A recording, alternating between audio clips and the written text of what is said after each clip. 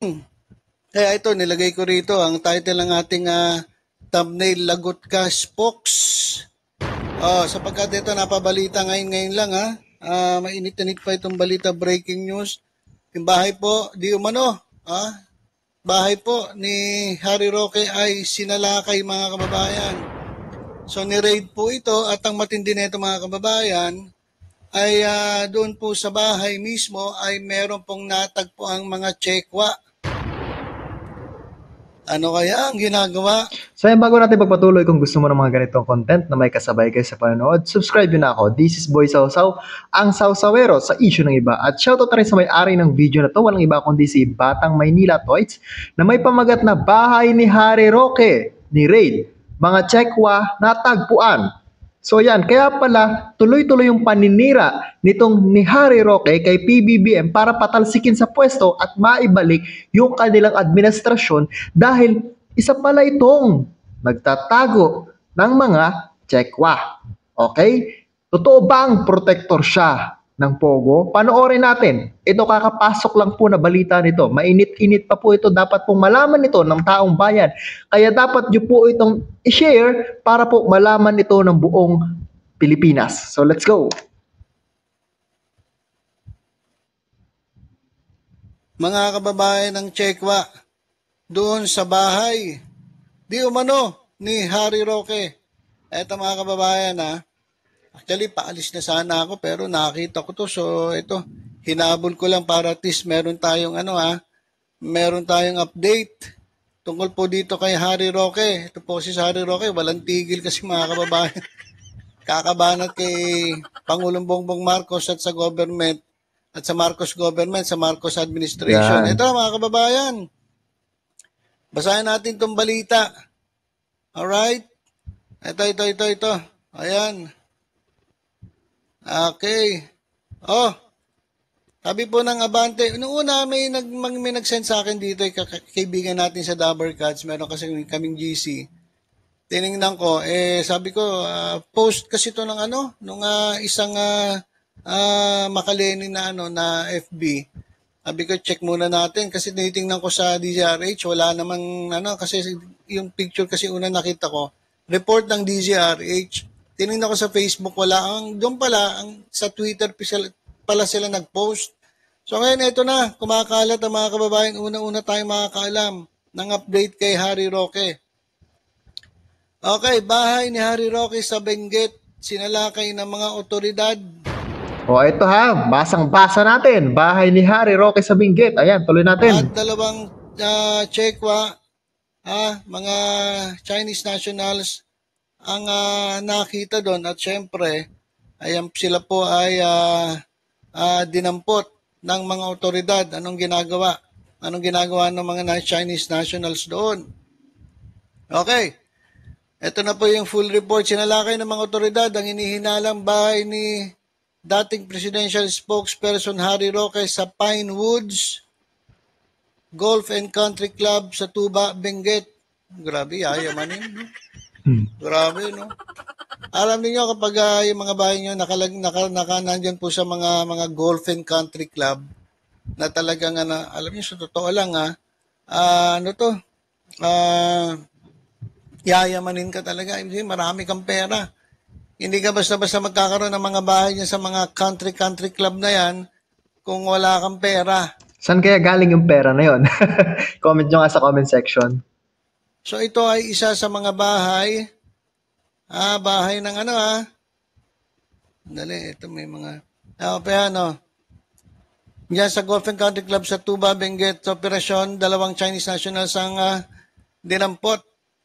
Okay, so ito, bakit anong ginagawa ng mga in-check, mga kababayan? Yes. Ang dinampot na dalawang tsekwa, mga kababayan, ay hinihinalang konektado sa Pogo.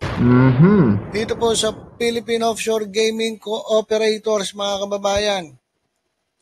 Sinadya ng pinagsanib na Presidential Anti-Organized Crime Commission, PAOC, Bureau of Immigration, Criminal Investigation and Detection Group, Philippine National Police. Dami. Nadakipin ang, ano pala ito, mga kababayan? Lalabas na naman dyan ang mga protector. puganteng Chinese national. So, ibig sabihin, ito palang mga ito ay pinaghahanap sa kanilang bansa. Yan. Ay, hindi niliwanag kung saan ba, pugante ba dito sa atin o pugante sa China. Basta sila po ay malamang pag sinabing pugante, ibig sabihin ito po ay pinaghahanap na ng batas. Delikado Hindi to. nadatnan sa naturang sinalaki na bahay ang suspect. Naku, sino yung suspect? Si Harry Roque, suspect? Ganun ba yun? Kasi hindi nadatnan sa naturang sinalaki na bahay ang suspect. Sino ba hinahanap nila? Ano yun? Ano na ba? Talaga bang kinokonsidera na si Harry Roque na suspect? Kasi sabi hindi nadatnan sa naturang sinalaki na bahay ang suspect. Dinala ng dalawang na Chinese sa Bureau of Immigration at hinayaan ng deportation case. Sa ngayon, wala pang pahayag si Roque sa naturang issue. Actually, tinignan ko na yung Facebook page ni Harry Roque. Wala pa po doon. Ang nakasulat pa lang doon yung tungkol po sa baha, sa flood control ni Pangulong Marcos. Alam niyo naman to, banat ng banat kay Presidente to So, wala pa siyang pahayag, mga kababayan. So, ito tinignan ko lang dito sa pag tinipe mo Harry Roque News Update, ito yung lumalabas. Ayan, mga kababayan. Ito naman, ito yung una ko nakita Ayan, Ito po yung bahay ni Atty. Harry Roque sa Pinewoods Golf and Country. Ito pala, hindi ko pala na-share. Okay, yan na. Sa ating screen, guys, para makita ninyo. Ayan po yung bahay ni Atty. Harry Roque sa Pinewoods Golf and Country Club sa Tuba, Benguet. Sinulakay ng mga otoridad, dalawang Chinese national nadatnan sa operasyon. Anong ginagawa? Sila po ay miyembro o na worker ng Pogo. Sila po ay Ayan, malinaw na sa atin. No? Ang mga protector pala. Alam na natin kung sino. trabaho sa Pogo. Ayan na, lumalabas na ang katotohanan. Ito na. Unti-unti na. Diba? Ang tanong kay Harry Roque. Harry Roque, ito mga kababayan, base dito sa post bakit nagtatago ka ng incheck? Utos ba yan ng taga Davao? Ayan mga kababayan Nako. Ito yung comment natin mga kababayan, yari ka ngayon, akla. Alam niyo si Harry Roque, sa totoo lang mga kababayan, deny sa kanyang involvement sa Pogo.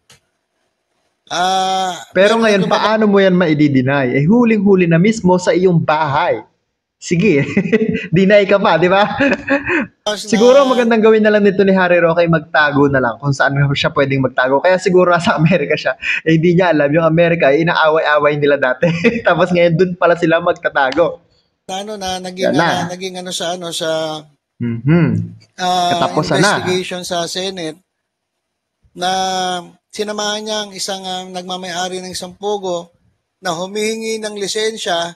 Kumbaga ay parang sinamahan niya, di ko alam sinasabi niya, wala, sinamahan niya lang kasi abogado siya sila ay pumunta pa kay PAGCOR at nanghihingi ng lisensya. Siyempre, alam naman natin kapag ikaw ay dating opisyal ng gobyerno o presently holding a position in the government, medyo malakas ka, lalong-lalo na dati kang spokesperson ng dating Pangulo. So, kaya siya sumama, syempre, para gamitin ang kanya impluensya, pero sinasabi niya hindi. So, panay siya deny, pero ito ngayon mga kababayan. Hindi ka na makakapag-deny, Harry Roque, lagot ka. Ito ang matindi. Merong natagpuan doon sa bahay niya sa Pinewoods Golf and Country Club sa Tuba, Benguet na in-check, na checkwa.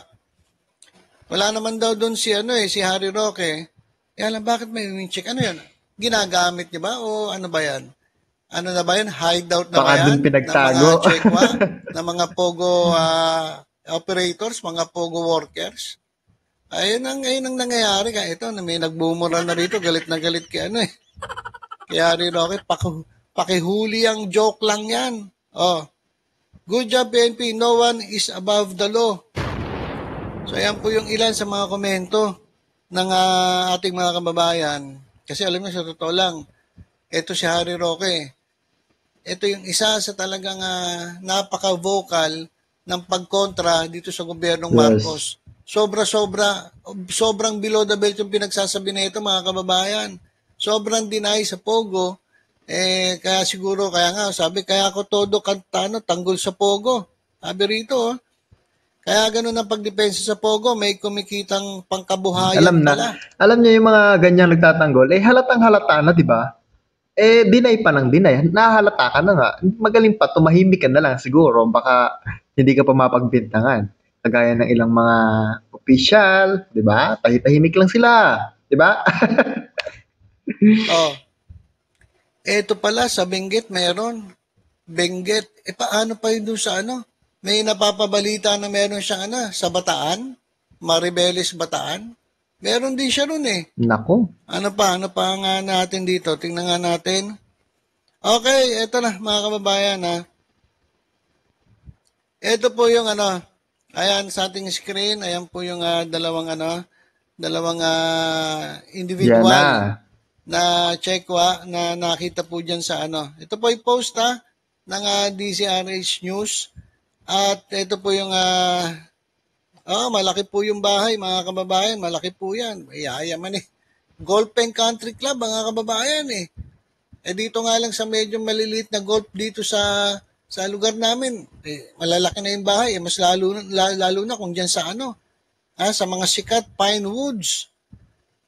Golf and Country Club sa Tuba, Benguet. So talaga malalaki. Yayamanin lang ang meron bahay dyan. Hindi ka pwede makakuha ng bahay dyan kung hindi ka miyembro ng country parang country club. At ito mga kababayan, ayan po yung yung nakita ng mga kasamahan. Ayan PROC National, Wang Keping. Ano pangalan to? Wang Keping. Yeah. Wang Keping at si Kuon Moren. Kuon Moren. Hindi natin masyadong papakita yung litrato, basta pinakita ko lang para makita ninyo. Ayan po yung natagpuan dyan po sa bahay ni Harry Roque. Dyan po sa Pine Woods. Actually, nakatag pa kay Harry Roque yung at Harry Roque. Kapag meron pong ganyan at Harry Roque, ibig sabihin nakatag po mismo kay Atty. Harry Roque yung post ng DZRH. Para naman siguro... Paano kaya mapapaliwanag nito ni Harry Roque? Ano kayong palusot na naman na gagawin niya? Siguro sabihin niya, pinarenta ko lang dyan.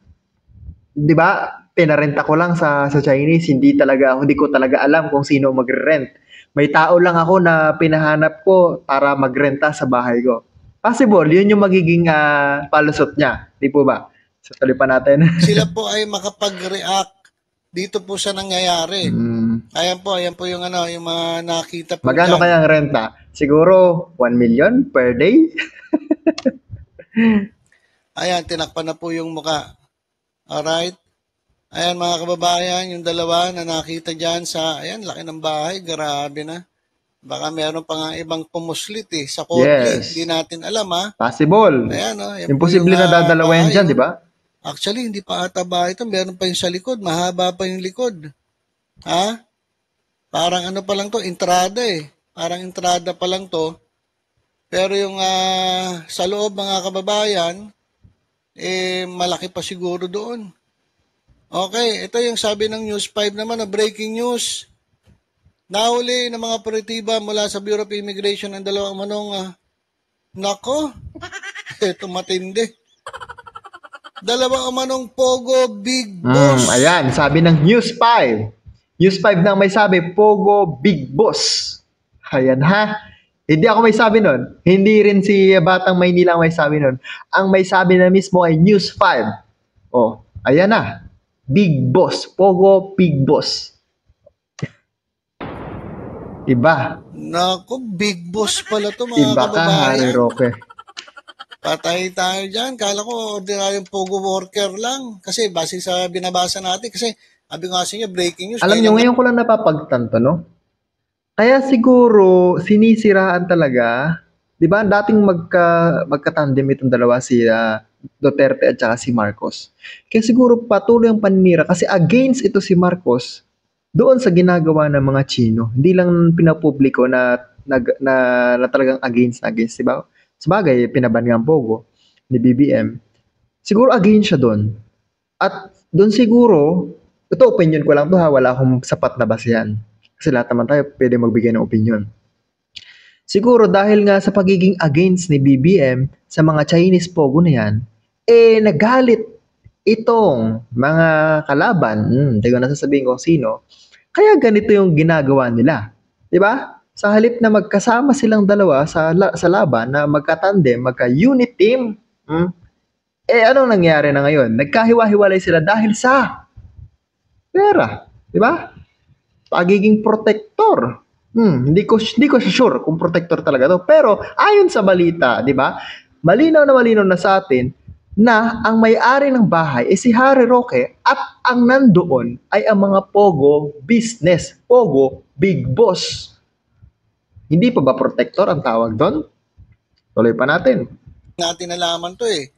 Kaya nga ako, pumiglas ako kasi paalis na ako. Meron kami atin na birthday. Pero grabe mga kababayan ha. Ito, tanong ko lang ulit. Gusto kong mahingi ang opinion ninyo. Dapat bang maimbestigahan itong si Harry Roque? Okay? Comment nyo nga sa comment section. Pogo big boss pala. Sa isang bahay sa Tuba Benguet, grabe mga ibig sabihin. Nako, ibig sabihin, protector. Yes. Ito talaga yung protector na tinatawag. Kung totoo nga talaga na ito ay bahay ni Harry Roque, hindi pa naman sinasabi natin na confirm. Pero base sa mga reports, mga kababayan, bahay di umano ni Attorney Harry Roque at meron na nakitang dalawang Chinese nationals. At matindi na ito mga kababayan, hindi pala Pogo worker, mga Pogo big boss. Naku po, ano yan? Paktay ka, Harry Roque, big boss. Bakit ka nagtatago ng Pogo big boss dyan sa sa bahay mo? Oh. Ayan oh. Ano yan? Ay, hindi talaga hindi talaga pwede banggitin yung pangalan kasi suspect pa lang. Ayan po ang kagandahan dito sa bansa natin. Masyado tayong may sinusunod yung rule of law. Isa nga sa sobrang pagsunod natin sa rule of law, sa tamang proseso, minsan naiinis yung ating mga kababayan pero wala po tayong magagawa. Talagang ganun eh. Pero tayong sinusunod. Kung napansin ninyo, doon sa News 5, hindi binanggit yung pangalan. Pero nakalagay, Big Boss, Pogo Big Boss. Pero doon sa DZRH, binanggit kung kaninong bahay yun. Pero walang nakalagay na Pogo Big Boss. Pag pinagsama mo silang dalawa, doon sa News 5, nakalagay Pogo Big Boss. Sa DZRH, bahay ni Harry Roque. Pagsamahin mo sa silang dalawa, perfect. Kung medyo naka-blur yung mukha, at hindi binabanggit yung pangalan, syempre under investigation pa sila. Intindihin na lang natin yun, guys. Hindi naman pwedeng basta saka alam niyo naman, pagdating dito sa bansa natin, kapag mahirap, mabilis, walang blur ang mukha, kulong agad, pero pag mga yayamanin, katulad ng ganyan, mga big boss ng Pogo, may blur na, ay pabanggitin yung pangalan. Yes. Diba? So, intindihin nyo na lang, wala to talaga tayong magagawa. Ganyan po ang nangyayari dito sa bansa natin. Ganyan po. So sad lang talaga, no? Ang hustisya ay para lang sa mga mayayaman. Pero pag sa mahihirap, nako, walang mangyayari sa'yo. Ang hustisya, sinasabi nila, ay para lang sa Inulit lang yung sinabi ko. Para sa mayayaman. Yeah. Sila lang nabibigyan ng tamang hustisya. Yung maling hustisya, yung mga sa mahihirap. Kaya nga, nako, eto mga kababayan, yari ka Harry Roque. Bakit ka nagtatago ng big boss ng Pogo dyan? Bakit, Harry Roque? Why? Kailan kayo ito sasagutin ni Harry Roque, no? Hintayin natin yung magiging sagot niya, no? Hintayin natin.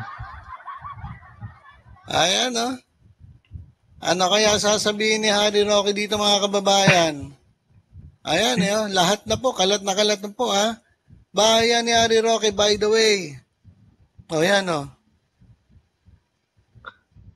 Pag mga ganitong issue pa naman, ang bilis kumalat, di Ayan ba? mga kababayan. Nako. At ano raw ito mga to, Pogo Big Boss, at ito daw mga kababayan ay wanted. Ito daw ay mga pugante. Ayan, nagkalat na mga Dami na, oh. kababayan. Oh. Ito. Wala pa po tayo naririnig kay Harry Roque, ha? Naririnig kasi natin kay Harry Roque, paninira sa presidente at sa Marcos. Ano kaya ang sinisingil ni Harry Roque sa paninira kay PBBM? Kahit alam naman niya na hindi tama o hindi totoo yung binibintang niya at sinasabi niya tungkol sa ating mahal na Pangulo, tuloy-tuloy pa rin yung kanyang paninira. Di ba? Di ba? Pero kung ang siguro maliit na tao, yung maliit na tao ang kanyang ang sumisira, siguro libel na ang pwede ikaso doon sa taong naninira sa mga mayayaman, di ba? Pero kapag gaganito, maraming pera, maraming palusot, maraming attorney pa naman siya, dami niyang palusot, ligtas siya. Pero pag mahihirap, naku, ganun eh. Ngayon, itong balita na to, wala pa. Naging milyonaryo tuloy ito nang wala sa oras, di ba? Check ko lang kung may ano na si Harry Roque. Kung may statement na si Harry Roque. Check lang natin guys Sandali lang. Check ko lang kung meron na siyang statement. Ayan, ito na. Sana meron na. Harry Roque. Kasi Ayan, news update. Ngayong araw lang to. Wala pa po mga kababayan. Ang pag tinatype mo yung Harry Roque news update, lumalabas nga siguro ito. Nag-iisip pa ito ng pwede niyang ipaliwanag. Diba? Hihingi pa siya sa kanyang mga guidance counselor. Ano yung aking pwedeng ilabas sa publiko na pwede kong ipaliwanag? Hindi ako pwedeng makulong. Diba? Kailangan kong panindigan ito. Diba? Ano ang pwede kong mailabas sa publiko? Diba? Kasi sigurado dire-diretso na ang pag-usad ng kaso na to, lalo't ang kalaban nila ay kasi hindi sila magkaayos ni BBM at saka ni Duterte, di ba? BBM Duterte, hindi magkasundo silang dalawa. Itong panig ni BBM, sigurado kakasuhan itong si Harry Roque. Kasi tuloy-tuloy ang paninira. Dami mo ng kaso tuloy, Harry Roque. Ayan yung sinasabi ko sa'yo. Patong-patong na yung kaso mo dyan. Pogo, protector ng Pogo. Di ba? Paninira. Ayan, ang dami niyan. Ang dami kaso. Daming patong-patong na kaso. So, ayan, tuloy po natin. Kababayan, ito yung lumalabas. Pero wala pa siyang official statement. Ayan. Ito, picture. Ito na. Naglalabasan mga kababayan yung mga memes. Ayan, ito ba dyan? Ayan naglalabasan na yung mga memes kay Harry Roque mga kababayan. Ayan. Kaya patay ka Harry Roque.